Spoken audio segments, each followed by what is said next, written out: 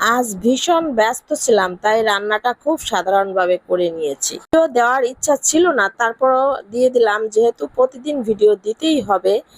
আর কণ্ঠের অবস্থাও খুব খারাপ, ভয়েসটাও দিতে খুব কষ্ট হচ্ছে। আসসালামু আলাইকুম, কেমন আছেন আপনারা সবাই? চলে আসলাম আপনাদের মাঝে আরো একটি ভিডিও নিয়ে। আজকে খুবই ব্যস্ত ছিলাম, আজকে একটু কাজ করেছি।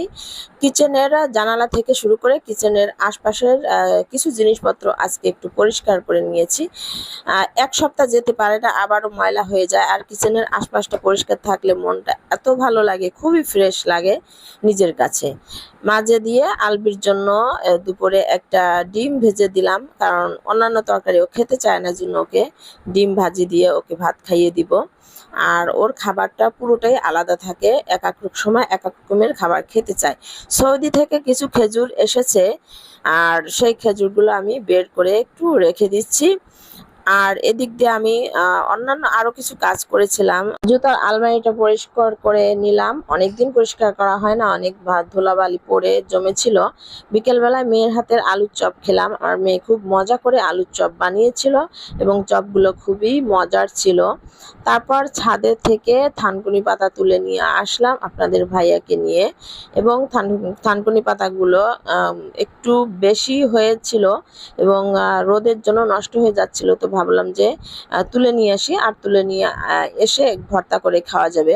আর অন্যান্য তরকারি থেকে থানকুনি পাতার পুষ্টিগুণ বলতে কি গুণাগুণ সব কিছুই অনেক বেশি। আর থানকুনি পাতা তো অনেক স্বাস্থ্যের জন্য ভালো, আর পেটের জন্য তো আরও ভালো। তো যাই হোক, আমরা থানকুনি পাতাগুলো তুলে নিয়ে বাসায় চলে আসলাম। আর তারপর একটু সুন্দর করে বেছে খুঁটে পরিষ্কার করে ব্লেন্ড করে নিলাম। আর এটা হচ্ছে হাতে বেটে নিলে খুব বেশি ভালো হয়। তারপরও কি আর করা, এতগুলো এখন বাটা সম্ভব না। রান্নাতে চলেও এসেছি। পেঁয়াজ কাঁচামরিচ একটু সুন্দর করে ভাজা ভাজা করে তার মধ্যে আদা রসুন হলুদ লবণ সব মশলা দিয়ে আমি একটু ভেজে নিচ্ছি। আর এদিক দিয়ে ডাটা দিয়ে আমি ছোট ছোট কিছু বাটা মাছ ছিল, এটা দিয়ে আমি রান্না করব। আর আমি ভিডিও শুরুতেই বলেছিলাম খুব ব্যস্ত ছিলাম, তাই খুব সাধারণ রান্না আজ করে নেব। এবং আমি এই ছোট মাছ যেমনই হোক খেতে বেশি পছন্দ করি। এদিক দিয়ে থানকুনি পাতার ভর্তাটাও ভাজি করা হয়ে গেছে। আর প্রতিদিন তো মাছ মাংস কম বেশি খাওয়া হয়, তো আজকে সিম্পল রান্নাটাই করে নিলাম।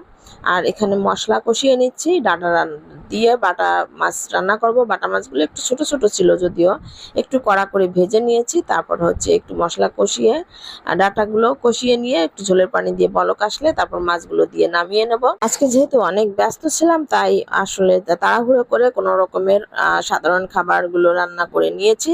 তো ভিডিওর যদি কোথাও আপনাদের ভালো লেগে থাকে, লাইক কমেন্ট শেয়ার করে পাশে থাকবেন। সবাইকে অসংখ্য ধন্যবাদ। আজ এখানেই বিদায় নিচ্ছি। আল্লাহ হাফেজ, আসসালামু আলাইকুম।